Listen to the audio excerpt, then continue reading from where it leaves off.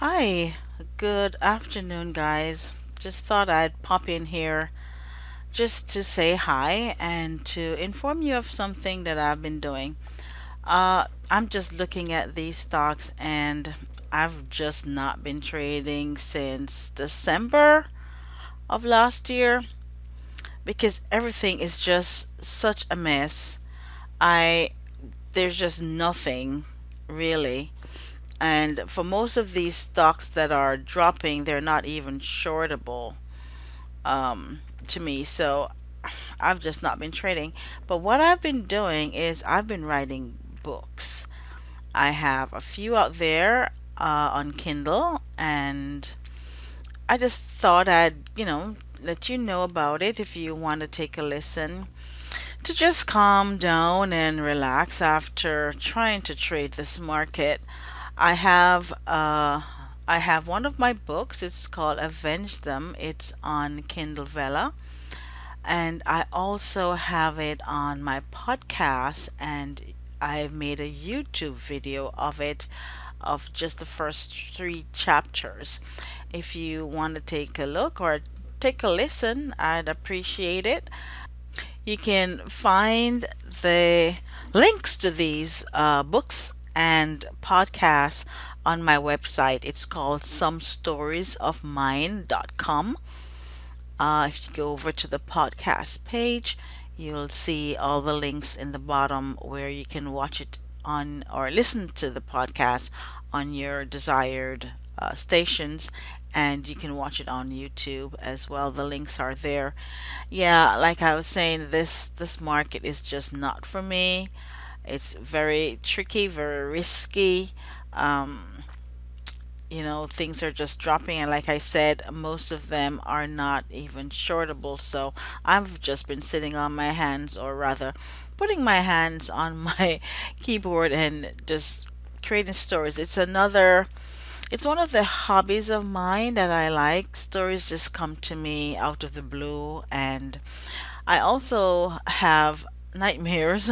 They call it night terrors, and I would just start. I've started recording these, or turning these into books, is what I should say, and then I record them on podcasts.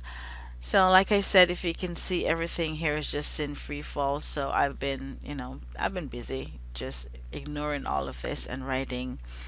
Uh, so if you can, just check out my website, somestoriesofmine.com. And what I will do for you today is I will share the first chapter of the book Avenge Them, and I'll share the video of that. Now, that video, the picture graphics is just one, but I have progressed. If you watch the second chapter, the second video, you'll see that I have better videos on there, and the third is even better. So I've been growing and making those kind of videos for you. But if you just want to just sit back and relax after trading this crazy market and just listening to the podcast, you can do that as well. And as always, I'm asking for your likes and to subscribe to that channel for me if you want. I really appreciate the support, and also let me know what you think. All right, so for your listening or viewing pleasure, I am going to add the first chapter of the book again, Avenge Them, and you can get that on the website if you want to continue watching it. All right, take care, guys. All the best, and remember, love yourself, be patient with yourself, and love each other. All right, take care, and goodbye. Welcome to Some Stories of Mine, where you'll find stories written by me and some that were sent in by you. On this channel, I will be reading from some of my novels. You can find the full versions on my website, somestoriesofmine.com, with links to Amazon, Kindle Vella, and to be named sites where I will be selling my books. That information will be uploaded as soon as that's settled. I look forward to hearing from you through the contact link on my website, somestoriesofmine.com. Maybe you have a story or two to share. Tell me about it. Today I will be sharing the first chapter of my book, Avenge Them. It is currently available for you to read on Kindle Vella. I am your host, L.T. Bartek. So sit back, relax, listen, and envision this story as I spin my tale. We will now share the introduction to the book, Avenge Them. After losing her parents at a young age, Sam was forced to grow up fast and hard by her pawpaw Rick. He was a tough, retired Army veteran who loved her, but needed her ready for a world without him. She also grew to hate those who preyed on the weak. Pawpaw Rick had equipped her to do something about it, both on combat strategy and weaponry. She was fast, she was skilled, she would kill. Chapter 1, Knife Point. Walking was never one of Samantha's favorite pastimes. But it became that when she got her dog Max. He is a German Shepherd Beagle mix. The Shepherd in him loves the long walks. The Beagle in him loves to stop and sniff every scent along the way. Especially over in the field, close to their home where they do most of their walks. It was safer there. Max could be off his leash, and she could listen to her music or a podcast, instead of approaching cars. She loves Max more than she loves most people, and she would do anything for him. So even on days when she didn't feel like walking, one look in his puppy dog eyes, as he would pick up his leash and hand it to her, had her putting on her outside attire and going out. The mist was heavy that morning, but this was Samantha's, aka Sam, favorite type of weather, gloomy with a hint of overcast. She liked sunny days, but unlike most people, she would stay inside on some of those days, and would always venture out when it was gloomy and overcast, which was usually early mornings, pending rain, or just foggy. That was also one of the reasons why she loves the dusk and the dawn. It was one of those beautiful crisp early mornings, when the mist was so thick, you could only see maybe 10 feet in front of you, but no further. Dew was heavy on the trees and grass, and the air was fresh in these Tennessee mountains.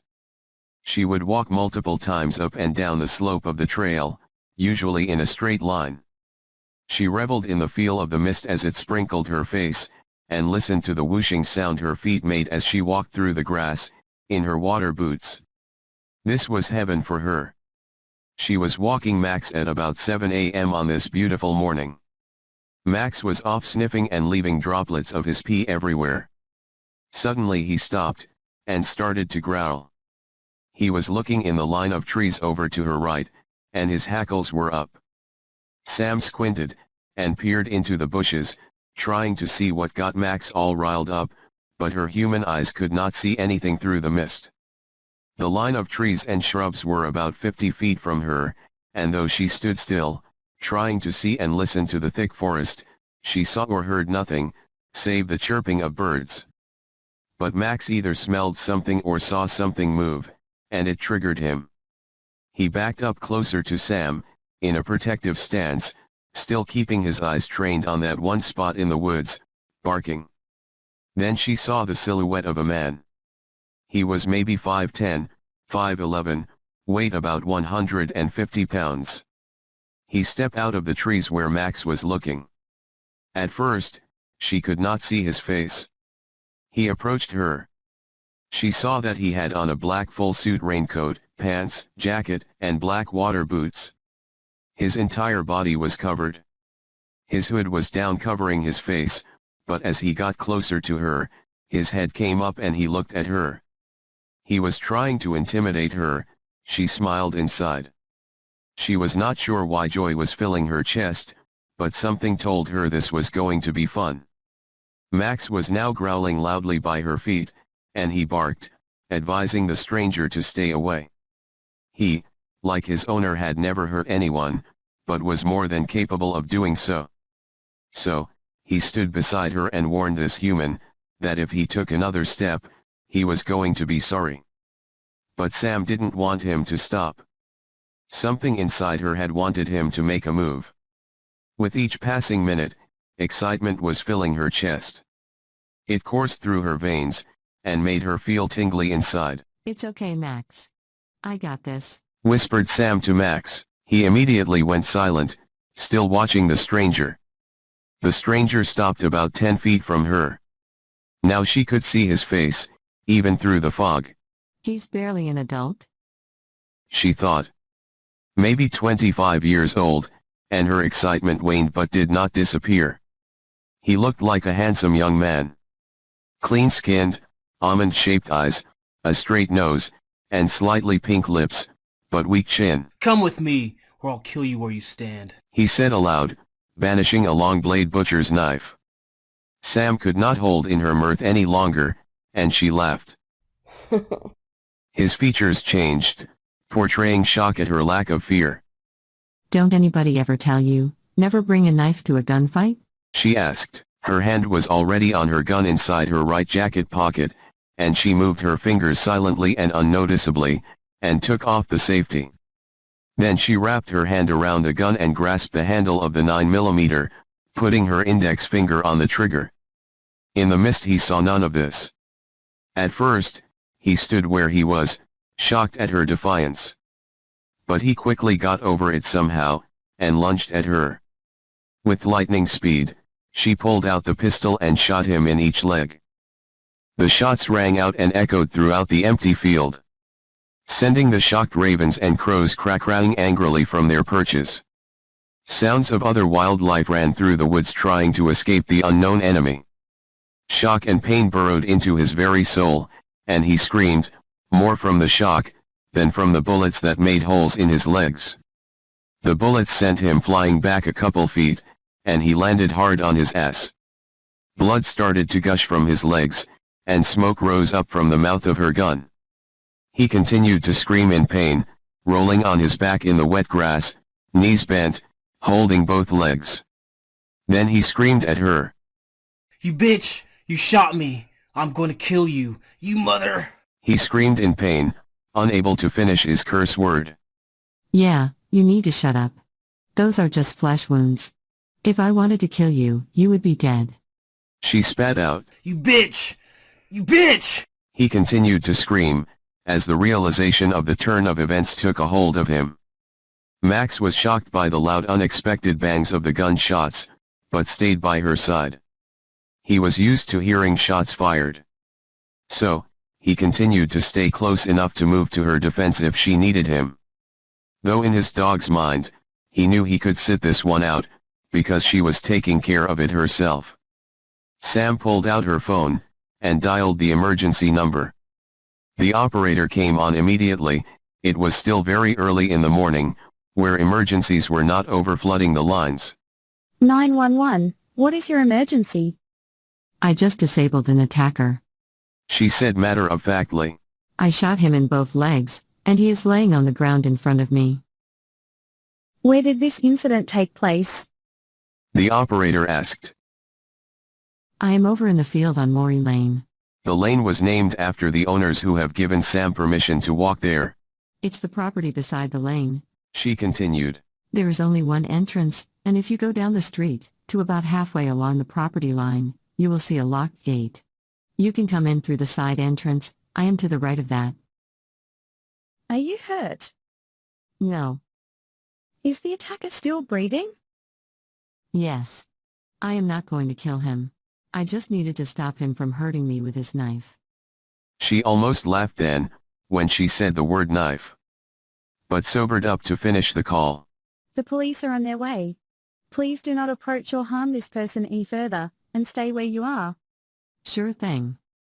Samantha responded, but then, as she watched him trying to move further away, having heard the police officers were on their way, she added. But if he tries to get away, I might have to give him another one in the leg. Do not do that, Mom. The police will be there soon. He will not be able to go far with both legs injured. I repeat, do not approach him or harm him further. Stated the operator. Okay. Just then she heard sirens in the distance, and was comforted. She hung up the phone and turned, taking note of her surroundings. Max was now sitting on his haunches, still at her side, looking at the man moaning in the grass. The man was laying on his side, trying to pull himself forward with one hand, while the other hand was holding and dragging one of his bleeding legs. He was still trying to get further away from her. You need to just stay still, boy. Without stopping, he shouted, Bitch! You shot me! I'm going to kill you! You mother... He spat at her, and she smiled. After about 3 minutes, the sirens passed by her on the other side of the bushes, and stopped below her. 2 minutes later, she saw 4 uniformed officers walking cautiously towards her. Hey guys. I was the one who called you. This is the perp. She shouted, as she pointed to the man laying a few feet in front of her. They had their firearms out, and pointed in her direction, but not directly at her. Are you armed? One of the officers shouted, nearing her now. Yes, but it's in my pocket. She pointed to the pocket of her raincoat. Please take it out and lay it on the ground, now. Why? I will never use it against any of you. She said, almost annoyed. Procedure, ma'am. Take it out slowly and lay it on the ground. He commanded. Okay, dang. She said, now fully annoyed. Then she took her gun out of her pocket, and placed it at her feet. Max was up, and pacing nervously around Sam. Please move away from the gun, ma'am. He continued. She complied, and as she was moving away, she said, He wanted to kill me, and I defended myself. Did you not get that from my call? Yes, ma'am, but we need to assess the situation and keep safe at the same time. It's only procedure. He said again, as he holstered his gun and moved to pick hers up. Meanwhile, 2 of the other officers went to kneel by the man in the grass, while the 4th came and stood off to the side and behind the officer who was speaking to Sam. Just then, one of the officers who was by the attacker, took out his phone and started tapping on it. He stopped to look at something on the phone, then walked over to where Sam and the 2 other officers were standing. He walked up to the officers, and showed them a picture on his phone. Jesus Christ! Is that the piece of shit we've been looking for? What now? This guy killed 3 teenagers in the last 3 months. His failed attempt on another allowed her to give us his description. We have been trying to catch him ever since. Dang, I should have killed him then. Sam shouted. No, no! You cannot do that, even to this piece of shit. We have to obey the law, said the officer. Soon after, they started making calls to get an ambulance, and alert the rest of the force of the incident. While they were busy, Sam moved closer to the injured man. His hands were now in handcuffs behind his back, and he was placed in a seated position. She moved closer. One police officer had his eyes on her. He made no attempt to stop her though, mainly because she was not seen as a threat, as she was not moving in a threatening manner and they still had her gun. She got in earshot and stooped to talk to him. I hear you're a killer of little girls. She stated. He did not move at first, just stared at her. If I had known, I would have put 2 right between your eyes. She continued softly, but loud enough for him to hear, while trying not to let the officer hear as well. He was not fazed, but continued staring at her. Then he tilted his head to the side, and whispered back. When I get out, I will come for you, and I will kill you. He threatened. Please do. Say you promise. I beg you. I will make your death the most painful, and most horrible thing ever. So please come find me. Sam pleaded. The police officer, having moved closer, heard that, and asked her to move away. The paramedics were running over by then, and they took him away on a stretcher, and placed him in the ambulance. Sam had to go to the station to make a statement. It took most of her day, but at the end of it all, she did get her gun back. She also got a friend in Officer Frank Bernstein. Sam could see by his actions, that he had admired what she did, and he was grateful. but he could not let it show. He handed her his card, while walking her out the building. Call me any time if you need anything. The city is not happy with what you did today, but I sure am. He said with a wink. Thanks, Officer Bernstein. Sam said. Frank, please, take care of yourself now. You too. Said Sam as she turned to walk away. Little did she know, at the time, that he would be her Commissioner James Gordon, to her Batman, or should I say, her, the avenging angel that she would become. Well, now that we've come to the end of the first chapter of my book, Avenge Them, I hope you enjoyed it. Please check out my website, somestoriesofmine.com, for quick access to this and other books, and my YouTube channel and social media links. I would love and appreciate it if you would follow me on Facebook, Instagram, and Twitter. And remember, if you have a story to share, send me an email using the contact page on the website. I look forward to hearing from you, and if you're still here, thank you for listening. Take care and goodbye.